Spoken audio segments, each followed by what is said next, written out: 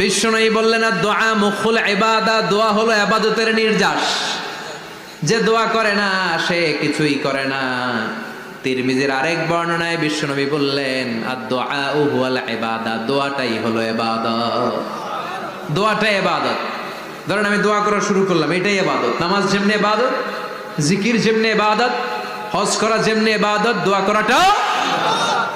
এজন্য প্রতি নামাজের শুরুতে দোয়া আছে না নাই? সূরাতুল ফাতিহার আরেক নাম সূরাতুদ দোয়া, দোয়ার সূরা। আমরা প্রত্যেকবার সূরা ফাতিহা যখন পড়ি আমরা পড়ি ইহদিনাস সিরাতাল মুস্তাকিম। সবাই পড়েন ইহদিনাস সিরাতাল মুস্তাকিম। ও আল্লাহ, আপনি আমাদেরকে সরল সঠিক পথ দেখান। পড়েন আমিন। ও আল্লাহ, show us the right path, show us the correct path, show us the middle path.